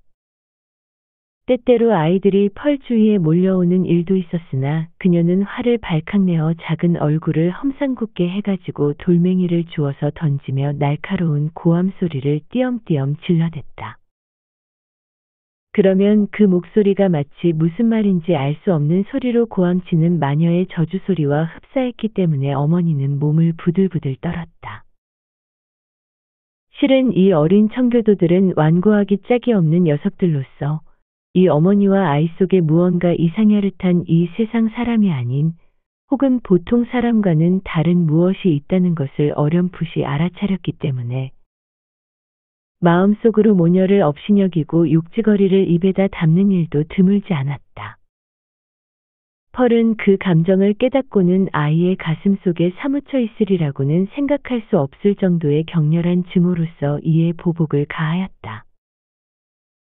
이러한 격렬한 기질이 폭발하는 것은 어머니에게 있어서 일종의 가치가 있으며 위안이기조차 했다. 왜냐하면 이 기분 속에는 적어도 뚜렷한 열성이 깃들어 있어서 이 아이가 일수 나타내어 어머니를 곤란하게 하는 발작적인 변덕과는 달랐기 때문이었다. 그럼에도 불구하고 여기에도 또 헤스터 자신 속에 존재하고 있던 사악의 그림자가 비치고 있는 것을 보고 그녀는 놀랄 뿐이었다. 이들 일체의 적의와 격정은 불변의 권리에 의하여 펄이 헤스터의 가슴에서 물려받은 것이었다. 어머니도 아이도 다 같이 인간 사회에서 떨어져 은둔의 세계에 살고 있었다. 펄을 낳기 이전에 헤스터 프린을 미친 듯이 괴롭게 하였던 그 참착하지 못한 요소가 유전되어 있는 듯했다. 그 요소는 펄이 태어나고부터는 마음을 가라앉혀주는 모성이라는 힘에 의하여 점차로 스그라지기 시작했다. 가정에서는 어머니의 오두막이나 그 주변에서 놀이 상대를 굳이 구하러 갈 필요는 없었다. 그녀의 끊임없는 창조적인 정신에서 생의 마력이 쏟아져 나와서 마치 횃불이 비치는 곳은 어디나 불이 번져 가듯이 수많은 사물과 영적으로 공감하여 교제를 하고 있었다. 생각조차 하지 않았던 막대기, 헝겊뭉치, 한 송이의 꽃등이 펄의 마술에 있어서 꼭두각시가 되었다. 그리하여 외형적으로는 아무런 변화도 하지 않으면서 그녀의 마음의 무대에서 연출되는 연극에 대하여 정신적으로 순응했다. 그녀의 어린애다운 목소리 하나로 남녀노소 할 것 없이 수많은 상상적인 인물이 서로 대화를 하는 역할을 다했다. 오래되어 거무튀튀하고 장엄한 소나무가 바람에 실어 신음과 탄식 같은 말들을 보내어 줄 때에는 그러한 나무들을 청교도의 장로들로 치부했다. 모양을 바꾸게 할 필요도 없었다. 뜰에 도단한 꼴사나운 잡초는 그들의 아이들이었다. 펄은 그것을 더없이 무자비하게 두들겨 패서 뽑아버렸다. 그녀가 지혜를 짜서 연구해낸 갖가지 형상이 방금도 움직이면서 아무런 관련도 없이 불쑥 튀어나오기도 하고 뛰어오르기도 하면서 언제나 야릇한 활동 상태에 있었으며 마치 생명의 물결이 너무도 빨리 열광하여 힘을 다 써버린 것처럼 가라앉기도 하고 그리고 또 비슷한 난폭한 힘을 가진 다른 물건의 형태가 계속 튀어나오기도 하는 것은 참으로 불가사의한 일이었다. 그것은 북극광의 변화무쌍한 활동이라고 밖에 할 수 없을 것 같았다. 그러나 단순히 공상을 작용시킨다는 것이나 자라나는 마음이 유의를 한다는 점에서는 총명한 재능이 있는 딴 아이들에게서 볼 수 있는 것 이상의 것은 별로 없었는지도 모른다. 다만 펄은 사람으로서 같이 놀 친구가 없기 때문에 자기가 창조한 환상적이고 허공에 뜬 것을 상대로 하는 일이 다른 아이들에 비하여 많았다. 단 다른 점은 이 아이가 자기의 감정과 이지로 태어난 이들 사물에 적개심을 품었다는 사실이다. 그녀는 결코 친구를 한 사람도 만들지 않고 언제나 용의 이빨을 땅에다 뿌렸다. 그 이빨로부터 무장한 적군이 나오면 그녀는 그것을 향해 돌진하여 싸웠다. 이것은 형언할 수 없이 슬픈 일이었다. 그 원인을 마음속으로 알아차리고 있던 어머니에게 있어서 그것은 또 얼마나 깊은 슬픔이었을까. 이렇게 어린 것이 그 마음속에 끊임없이 불우한 세계를 자각하고 저토록 악착같이 훈련을 쌓아서 이윽고 일어나고야 말 생존 경쟁에서 스스로의 처지를 유리하게 하려고 하는 듯이 보이지 않는가. 펄을 바라보면서 헤스터프리는 이따금 바느질감을 무릎 위에 떨어뜨리고 아무리 감추려 해도 튀어나오는 가슴 속의 고뇌를 터뜨리고 말았다. 그 소리는 저절로 말도 신음도 아닌 목소리가 된다. 오 하늘에 계신 아버지시여.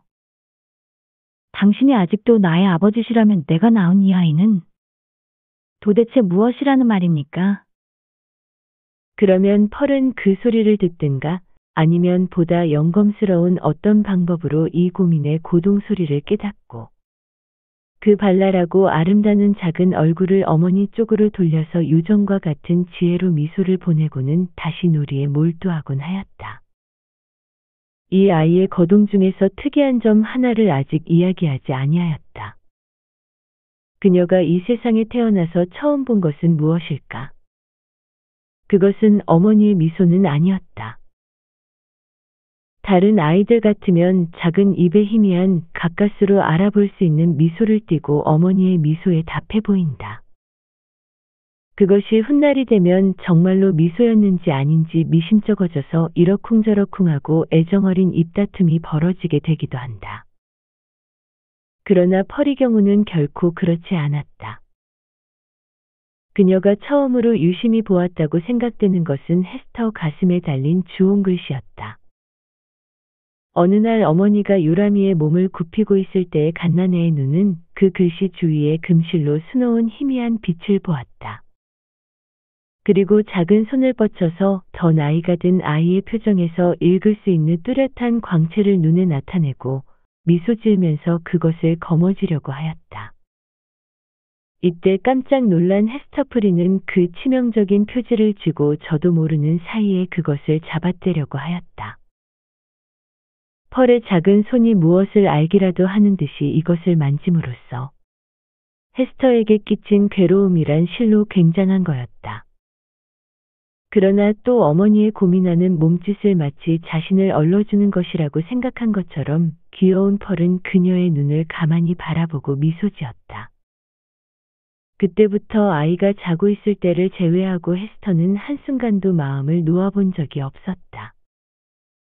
그녀에게는 순간적인 평안도 기쁨도 없었다. 하기야 몇 주일 동안이나 펄의 눈에 주홍 글씨가 띄지 않고 지나는 일도 덜어 있었다. 그러나 또 뜻하지 않은 때에 마치 염라대왕의 방망이 찜질처럼 갑자기 시선이 돌려지는 일도 있었다.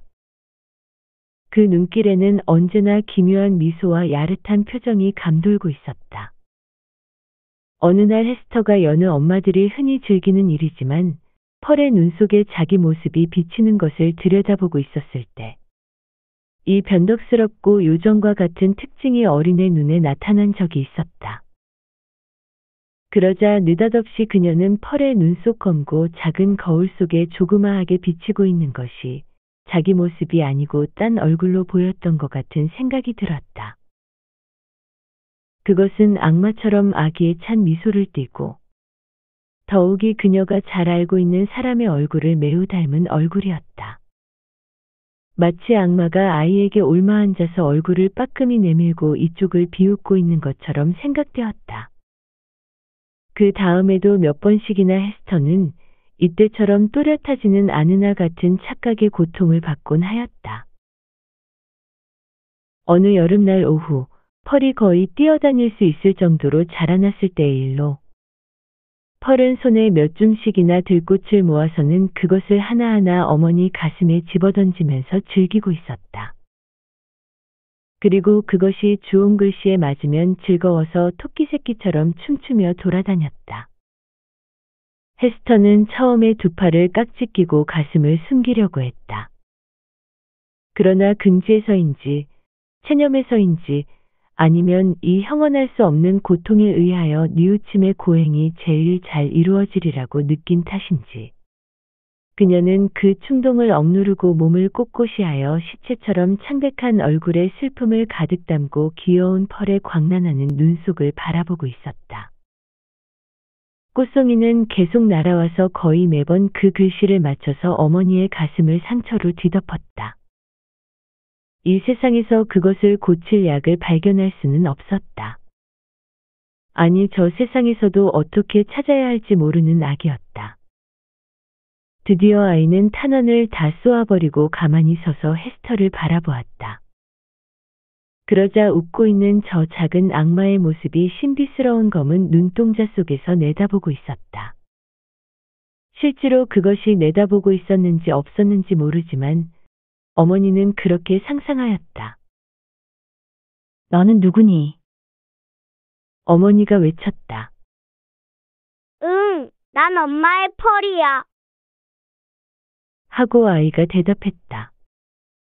내가 정말 내 아기냐? 하고 헤스터는 물었다. 그녀는 결코 장난삼아 이렇게 물은 것은 아니었다.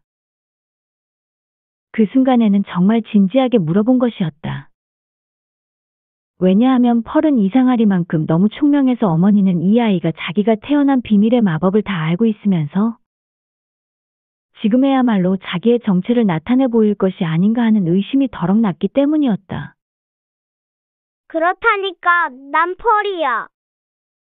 아이는 익살맞은 행동을 계속하면서 되풀이하여 대답했다.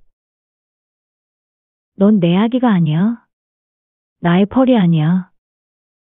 어머니는 반농담 삼아 그렇게 말했다. 아주 심각한 고민을 하는 도중에도 느닷없이 우스운 농담을 하고 싶은 마음이 일어나는 것은 흔히 있는 일이었다. 그러니 넌 누구니? 누가 너를 여기에 보냈지? 가르쳐 주렴. 엄마가 가르쳐줘. 어서 엄마가 가르쳐줘.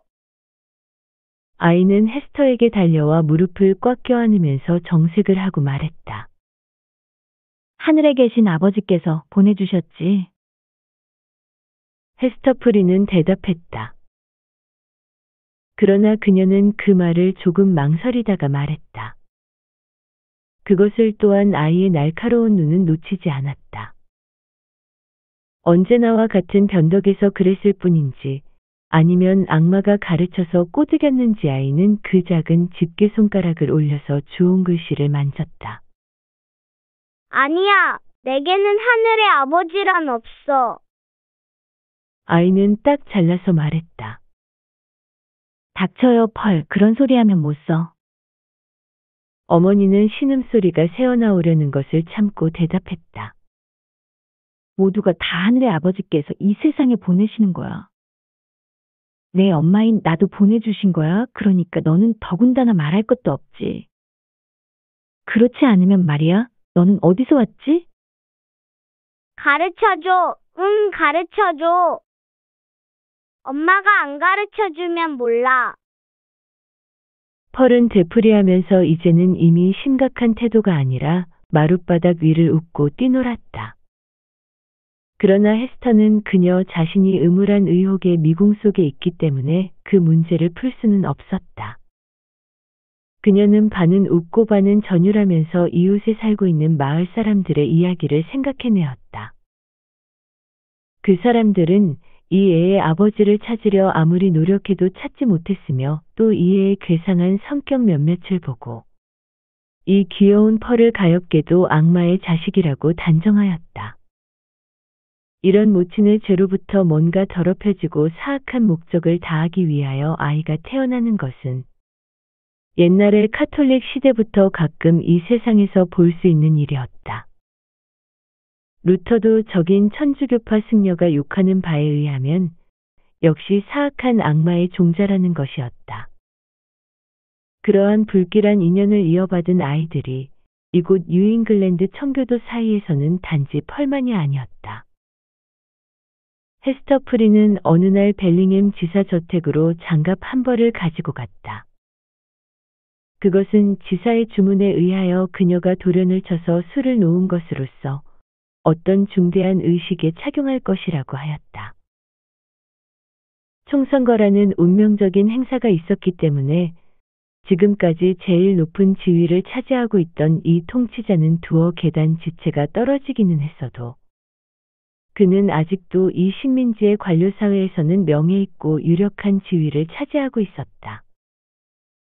수놓은 장갑을 건네는 것이 외에 한 가지 훨씬 더 중요한 이유가 있어서 그것이 지금 헤스터로 하여금 이 식민지에 이래이토록 권력을 가지고 활동하고 있는 인물에게 회견을 요구하게 된 것이었다. 그녀가 들은 바에 의하면 이 거리의 유력한 주민들 중 어떤 사람들이 종교에도 정치에도 주의강령의 한층 덜 엄격한 질서를 확립하기 위하여 그녀로부터 아이를 삐사사버릴 계획을 하고 있다는 것이었다.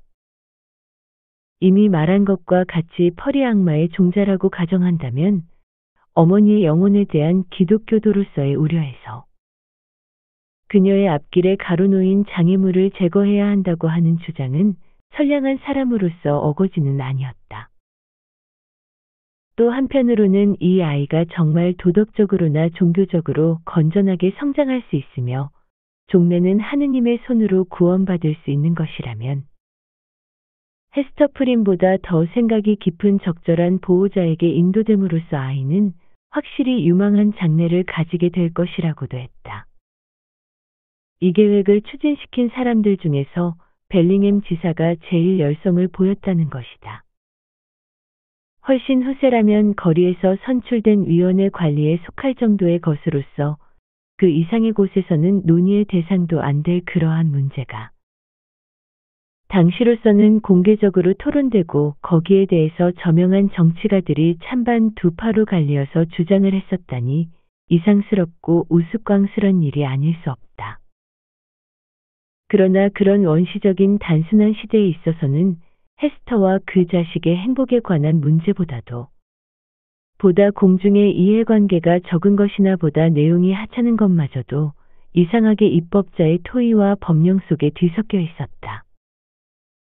이 이야기에 나오는 시대에는 돼지 한 마리의 소유권 다툼이 식민지 입법자들 사이에 격렬하고 가혹한 싸움을 불러 일으켰을 뿐만 아니라 그 때문에 입법부의 구성 자체가 중요한 변경을 하지 않을 수 없게 된 시대와 엇비슷한 시대였다. 그러므로 걱정이 태산 같았으나 대중과 맞서고는 있지만 이쪽은 고독한 어미가 자연의 동정의 뒷받침을 받고 있기 때문에 팽팽한 승부가 안 될 것도 없다고 생각할 정도로 충분히 스스로의 권리를 의식하고 헤스터 프리는 쓸쓸한 오두막집을 나섰다. 귀여운 펄을 데리고 나온 것은 말할 것도 없다. 펄은 이제 어머니 곁을 깡충거리면서 아침부터 밤까지 노상 돌아다니고 있었으며 오늘의 거리보다 더 먼 곳까지 갈 수 있는 나이가 되어 있었다. 그럼에도 불구하고 그녀는 종종 필요라기보다 오히려 변덕으로 안아달라고 하는 일도 있었다. 그러나 곧 내려달라고 떼를 써 헤스터를 앞질러 잡초가 우거져 있는 좁은 길을 달려가면서 깡충깡충 뛰기도 하고 넘어지기도 했으나 다치지는 않았다. 우리는 앞서 펄의 넘치도록 화사한 아름다움에 대하여 이야기했다. 깊고 뚜렷한 빛으로 빛나는 아름다움, 눈부신 살결, 깊이와 불타는 열정을 지닌 눈. 어른이 되면 거의 검은 빛이 되리라고 상상되는 벌써부터 윤기가 도는 갈색 머리털, 머리끝에서 발끝까지 그녀의 몸에는 불이 감추어져 있었다. 그녀는 열정이 불타오르는 순간에 불쑥 태어난 가지였다. 그녀의 어머니는 이 아이의 옷을 고안할 때는 호화로운 경향이 있는 상상력을 한껏 발휘했다. 그리하여 금실을 써서 유별난 디자인으로 호화롭게 술을 놓은 진홍빛 빌로우도의 튜닉을 입혔다. 색조가 너무도 강렬하여 볼에 혈색이 좋지않은 아이가 입으면 초췌하고 창백한 얼굴로 보일 것이지만 펄의 미모에는 놀랄 만큼 잘 어울렸다. 그 모습은 마치 대지 위에 춤추는 세찬 불꽃과 같았다. 그러나 이 의상과 아이의 전체 모습과의 두드러진 특색은 실제로 그것을 바라보는 사람에게 불가항력적. 불가피적으로 헤스터 프린이 그 가슴에 운명적으로 달고 있는 그 표지를 생각하게 하는 것이었다. 그것은 모양을 달리한 주홍 글씨였다. 어머니 스스로가 마치 이 주홍빛 수치의 표지는 이토록 깊이 그녀 가슴에 새겨져서 그녀가 잉태한 것은 모두 그 형태를 하게 되는 것처럼 정성 들여서 닮은 것을 만들어낸 것 같았다. 몇 시간이나 별적으로 세심한 주의를 기울여서 그녀는 그 애정의 목적물과 죄의 괴로운 표지 사이에 유사함을 만들어낸 듯하였다. 또 실제로 이 펄이야말로 그 어느 쪽도 다 갖추고 있었다. 그리고 그녀가 이 하나이면서 두 가지인 성질을 가지고 있었기 때문에 헤스터도 비로소 그렇게도 완전하게 그녀의 모습 속에 주홍 글씨를 나타낼 수가 있었으리라. 둘이 걸어서 거리 가까이 왔을 때 청교도 아이들은 놀이를 그만두고 두 사람을 바라보면서 서로 진지한 표정을 짓고 이야기하였다. 야, 저것 봐라. 주홍글씨의 여자가 저기 있네. 게다가 또 하나 주홍글씨를 쏙 뽑은 것 같은 것이 그 옆을 달려가고 있어. 이거 봐. 우리 저것들한테 진흙이나 던져주자. 그러나 대담하기 짝이 없는 펄은 얼굴을 찡그리기도 하고 발을 동동 구르기도 하며 팔을 내저 갖가지로 위협하는 몸짓을 해보이고 나서 벼랑간의 적의 물이 한복판으로 뛰어들어가서 그들을 내몰고 말았다. 그녀가 맹렬하게 그들을 뒤쫓아가는 모습은 온 세상 아이들의 죄를 벌한다는 임무를 띈 어린애의 역병의 신 같았다. 그녀는 또한 무시무시하게 큰 소리를 지르며 울부짖었다.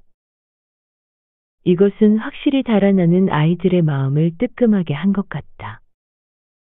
싸움에 이기자 펄은 조용히 어머니 곁으로 돌아와서 미소를 짓고 어머니의 얼굴을 올려다보았다. 그 이상 별다른 일 없이 그들은 벨링햄 지사 집에 도착했다. 그 집은 커다란 목조 가옥으로서 요즘도 우리나라의 오랜 거리 같은 곳의 모습이 남아있는 그런 건축양식이었다. 그것들은 이제 이끼가 돋고 낡아 허물어질 듯이 되어 있어서 그 어둠침침한 방 안에서 일어났다가 흘러가 버린 수많은 슬프고 또한 기꺼운 일 때문에 우울한 모양을 하고 있었다. 그러나 그 당시에는 아직도 죽음이 찾아온 적 없는 집 바깥엔 흘러가는 세월의 신선함이 있었고 양지바른 창문에선 즐거운 빛이 흘러나왔다. 실제로 그것은 매우 기쁜 듯한 표정을 하고 있었다. 벽은 유리 가루를 듬뿍 섞어서 만든 일종의 회칠로 칠해져 있었다. 그래서 햇빛이 이 건물의 정면을 비스듬히 비치면 벽은 찬란하게 빛나서 마치 굉장한 공을 들여 다이아몬드 가루를 뿌린 것 같았다. 그 빛나는 양은 진지한 표정을 한 늙은 청교도 지배자의 저택이라기보다는 오히려 알라딘의 궁전을 방불케 했다. 또 그것은 이 시대의 기묘한 기호에 알맞도록 이상하고 언뜻 보기에 신비적인 모양과 도형 같은 것으로 장식되었는데 새로 칠했을 때의 회칠 속에 박아 넣은 것이겠지만 지금은 굳어져서 좀처럼 부서지지도 않고 후세 사람들이 경탄을 맞지 않도록 되어 있었다. 펄은 이 놀랄 정도로 번쩍거리는 집을 보고 껑충거리기 시작했으나 이윽고 이 집 정면에 빛나고 있는 햇빛을 몽땅 거두어서 장난감으로 달라고 졸라댔다. 안 된다, 펄. 내가 가지고 놀 햇빛은 내가 뭐하라. 엄마는 너한테 줄 햇빛을 조금도 안 가졌단다. 그들은 문으로 다가갔다.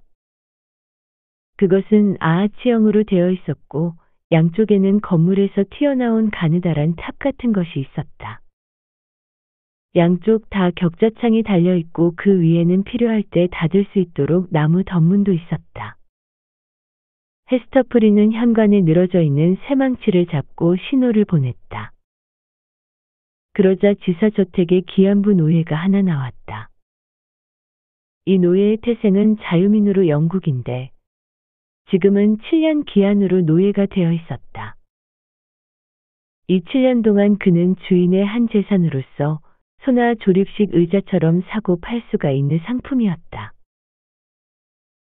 노예는 푸른 옷도리를 입고 있었다. 이것이 당시의 노예에게 입히는 일상복으로서 훨씬 이전의 영국의 귀족 문중에서 사용되었던 것이다. 벨링엄 지사님 계신가요? 헤스터가 물었다. 노예는 계시다고 대답하면서 눈을 동그랗게 하여 주홍 글씨를 바라보았다. 그는 이 지방에 최근에야 왔기 때문에 이 주홍 글씨는 아직까지 본 일이 없었다. 지사각하는 계십니다만 목사님 두 분이 찾아와 계시고 의사님도 와 계십니다. 지금 만나실 수는 없습니다. 그래도 들어가야 되겠어요. 헤스터 프린이 말했다. 기안부 노예는 그녀의 태도가 단호한 것과 가슴에 빛나고 있는 표지로 미루어 이 나라의 귀부인이라고 생각했는지 그녀를 말리려고 하지 않았다. 그래서 어머니와 귀여운 펄은 홀로 안내되었다. 건축자재의 성질, 기후의 변화, 사교 생활의 갖가지 양식들을 고려해 여러 가지로 변화시킨 데도 있으나 벨링엄 지사는 이 새로운 집을 고국의 상당한 지위와 재산이 있는 신사의 저택을 본떠서 지었었다. 따라서 가옥의 폭을 최대한으로 이용한 폭넓고 천장이 높은 홀이 있고 그것은 대체로 직접 다른 모든 방으로 통하는 문이 나 있었다. 이 넓은 방 한쪽 끝에는 입구 양쪽에 우묵한 곳에 서 있는 두 개의 탑의 창문으로부터 광선을 받고 다른 한쪽에서는 일부분이 커튼으로 가리워져 있었으나 흔히 우리가 옛날 책에서 읽을 수 있는 국륜형의 홀 창문에서 한층 강한 광선이 들어와 있었다. 이 쿠션 위에는 이절판 책이 놓여 있었다. 아마 영국의 역사책이 아니면 그와 비슷한 내용의 묵직한 문학책일 것이다. 마치 오늘날에 있어서도 방 한가운데의 테이블 위에 손님이 아무 때나 뒤적일 수 있도록 금박을 친 책을 올려다 놓은 것과 마찬가지다. 홀의 가구는 팔걸이의 떡갈나무 꽃무늬를 정교하게 조각한 육중한 의자들과 역시 같은 취미의 탁자로 되어 있었다. 모두 엘리자베드 왕조 또는 더 오랜 시대의 것으로서 지사의 선조들 집에서 여기까지 날아온 전통적인 것이었다. 탁자 위에는 잉글랜드의 상냥한 접대의 풍습을 고국에 버리고 온 것이 아니라는 증거로 커다란 노스의 술잔이 놓여 있었다. 만일 헤스터나 펄이 속을 들여다보았다면 그 바닥에는 조금 전에 마신 맥주 찌꺼기가 아직 거품이 되어 남아있는 것이 보였을 것이다. 벽에는 초상화가 쭉 걸려 있었다. 벨링엄 집안 조상들을 그린 것으로서 어떤 자는 가슴에 갑옷을 입고 있고 어떤 자는 요란한 주름깃을 단 평화로운 복장을 하고 있었다. 어느 것이나 다 오랜 초상화가 언제나 띄고 있는 엄격하고 준엄한 분위기를 지니고 있었다. 그것은 그림이라기보다는 죽은 귀신들의 유령처럼 무정하고 냉혹하며 비판적인 눈으로 살아있는 인간들의 생활과 향락을 바라보고 있는 것 같았다. 홀 안쪽을 둘러친 졸참나무 널빤지 한복판에 갑옷 한 벌이 걸려 있었다. 그건 예의 조상들 유물이 아니고 극히 최근의 것이었다. 벨링엄이 뉴잉글랜드에 건너온 해에 런던에 숙련된 갑옷장이가 만든 것이다. 강철의 투구, 흉갑 경잡 등이 있었고 그리고 그 밑에 한 쌍의 갑옷 토시와 칼 안자루가 걸려 있었다. 모든 것, 특히 투구와 흉갑은 잘 손질이 되어 마룻바닥 가득히 하얀 빛을 던지고 있었다. 이 빛나는 갑옷은 단순한 장식을 위한 것이 아니고 전에 종종 지사 자신이 입고 엄숙한 열병식이나 열병장에 나갔던 것으로서 특히 피이코드 전쟁에서는 연대 선두에서 빛을 낸 것이었다. 그는 원래 변호사가 될 교육을 받았으므로 베이컨이나 코오크, 노이 핀치를 직업적 동료로 말하는 것이 당연하겠으나 이 새로운 나라의 비상사태가 그를 정치가이며 지배자임과 동시에 군인으로 행동하지 않으면 안 되게 하였다. 귀여운 펄은 이 집의 번쩍이는 정면을 좋아했듯이 빛나고 있는 갑옷을 매우 좋아하여 잠시 동안은 흉갑 표면에 손질되어 있는 거울 같은 것을 바라보고 있었다. 엄마가 여기 비치고 있어. 이리 와봐. 헤스터는 아이를 즐겁게 해주기 위해서 그쪽을 바라보았다. 그러나 그녀의 눈에는 이 한복판의 불룩한 거울 때문에 이상하게도 주홍 글씨가 엄청나게 크고 확대되어 비치었다. 그녀의 몸 중에서 가장 눈길을 끄는 데가 되어 있었다. 실제로 그녀는 완전히 그 뒤에 숨어 있는 듯이 생각되었다. 펄은 위쪽도 가리켰다. 투구에도 같은 모습이 비치고 있었다. 펄은 어머니를 바라보고 미소 지었다. 그 작은 얼굴이 언제나 눈에 익은 표정인 저 어린 악마 같은 총명함을 보여주고 있었다. 그 장난 좋아하는 즐거운 표정도 마찬가지로 거울에 비치고 있었다. 그 비치는 모양의 넓은 폭과 힘참을 보고 헤스터프리는 이것은 자기 아이의 모습이 아니고 펄의 모습이 되려고 하고 있는 악마의 그것이라고 생각했을 정도였다. 이리 와, 펄. 자, 이리 와서 아름다운 정원을 봐요. 꽃이 피어 있는지도 모르지. 숲속의 것보다는 훨씬 더 고운 꽃이 말이야. 그녀가 말을 하며 아이를 떼어놓아서 펄은 홀 끝에 있는 정원의 길을 바라볼 수 있는 창문 쪽으로 달려갔다. 짧게 깎은 풀이 융단처럼 펼쳐졌고 관목의 덤불을 만들려고 함부로 자른 나무가 아직 손질이 덜 된 채 그 가장자리를 에워싸고 있었다. 그러나 집주인은 대서양을 건너온 이 땅, 양분을 흡수하려고 식물이 격렬하게 싸우는 척박한 흙 속에다 고국 영국의 정원 취미를 옮겨 심어 보겠다는 노력을 아예 단념한 듯이 보였다. 양배추는 초라한 모습으로 나 있었다. 먼데에 뿌리를 내린 호박 덩굴은 기다랗게 뻗어와 그 커다란 호박을 하나 홀 창문 바로 밑에 매달고 있었다. 이 큼직한 야채의 황금빛 덩어리는 지사를 보고 뉴 잉글랜드가 그에게 제공할 수 있는 가장 풍요한 장식물이라고 경고하고 있는 것 같았다. 하기야 장미 덩굴도 몇 개 있었고 사과나무도 몇 그루 있었다. 아마 이것은 이 반도에 처음으로 이주해 온 목사 블랙스톤 씨가 심은 것의 후예일 것이다. 신화적인 인물의 그 절반은 항소 등에 올라타고 이곳의 초기 역사 책 속을 누비고 있었다. 펄은 장미 덩굴을 보자 붉은 장미를 꺾어달라고 울음을 터뜨려 아무리 달래도 듣지 않았다. 그만 그치거라, 펄. 조용히 해. 울면 못 써? 어머, 뜰에서 소리가 들리는구나. 지사님께서 오신단다. 다른 분과 함께. 하고 어머니는 열심히 말했다. 실제로 정원의 고든 길을 이쪽 집을 향하여 몇 사람이 가까이 오는 것이 보였다. 펄은 어머니가 달래는 것을 들은 척도 하지 않고 기분 나쁠 정도로 고함을 질렀으나 이윽고 갑자기 조용해졌다. 어머니가 말하는 것을 들으려고 생각해서가 아니라 새로운 인물들의 모습을 보자 그의 재빠르고도 변덕스런 호기심이 머리를 들었기 때문이었다.